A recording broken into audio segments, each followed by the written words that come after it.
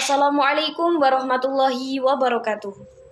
Kami dari kelompok 6 yang beranggotakan Isnaini Solikah dengan NIM 126 204 201 016, Haniatur Rosida dengan NIM 126 204 201 022, M. Ihwan Hamim dengan NIM 126 204 202 103, Eva Ainur Rosidah dengan NIM 126 204 203 155, Melati Indah Rahmalia dengan NIM 126 204 203 163. Video ini kami buat guna memenuhi tugas mata kuliah Pengembangan Media Pembelajaran Matematika dengan dosen pengampu Ibu Lina Muawanah MPD.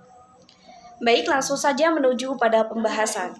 Dalam video ini, kami akan menjelaskan salah satu alat peraga pembelajaran matematika, yaitu calculating box atau kotak hitung. Calculating box ini merupakan mainan edukasi yang bermanfaat untuk mengajarkan anak-anak berhitung. Mainan edukasi ini dalam satu boxnya terdiri dari stick berwarna, angka hitung jumlah, papan, dan spidol hapus. Ukurannya sekitar 23,5 x 2,5 x 15,5 cm. Kemudian, bahan dasar dari calculating box ini yaitu kayu. Calculating box sendiri dikembangkan dengan model Luther yang memenuhi berbagai tahap, yaitu tahap konsep, tahap desain, tahap pengumpulan desain, tahap penyatuan, tahap uji coba, dan juga tahap industri. Bahan alat peraga. Bahan utama dari alat peraga yang kami buat adalah kayu. Mengapa kita memilih kayu?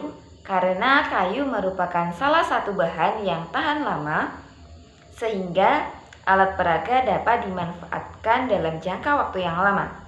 Selain itu, kayu juga mudah dicari dan harganya terjangkau. Selain itu, kita juga memanfaatkan magnet sebagai perekat atau penyatu antara elemen-elemen kecil dengan papan atas kayu.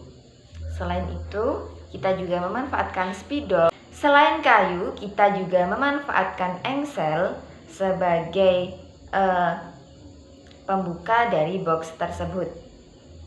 Kemudian kita memanfaatkan stiker yang terbuat dari kertas yang tahan terhadap air sebagai penanda pada elemen-elemen dan sebagai pelengkap agar alat peraga lebih menarik.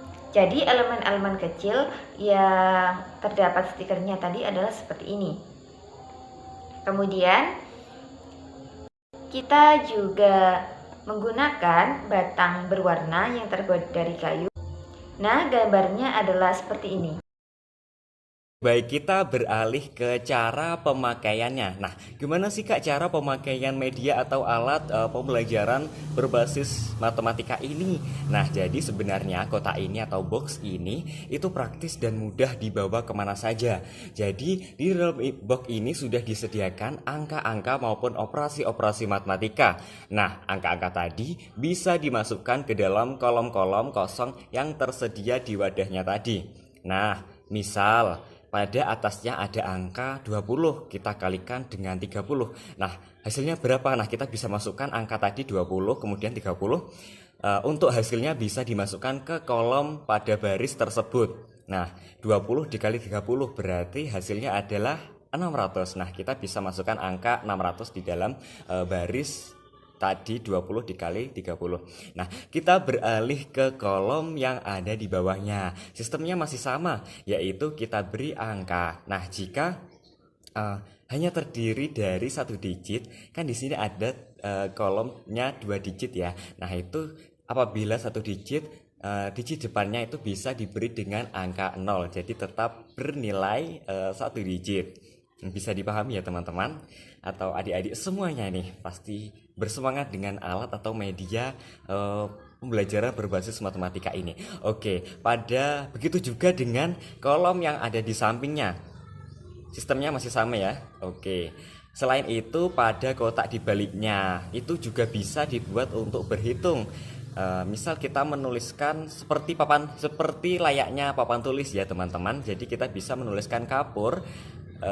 Tak hanya itu, selain kita menuliskan dengan kapur, ada alat unik juga. Nah, kita misalkan dengan operasi penjumlahan saja ya. 3 ditambah 3. Nah, kita ambil 3. Kita tuliskan 3, kemudian kita ambil 3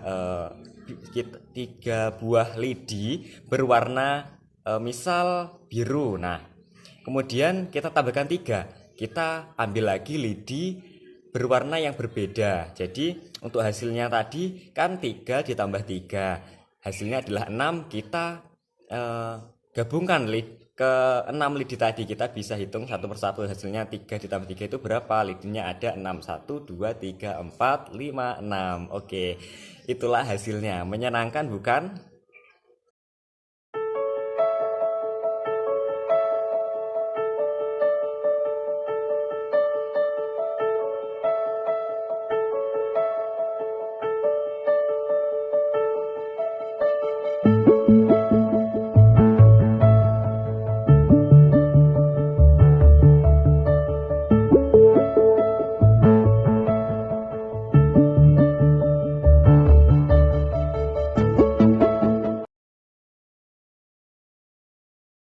Kelebihan dari calculating box atau kotak hitung.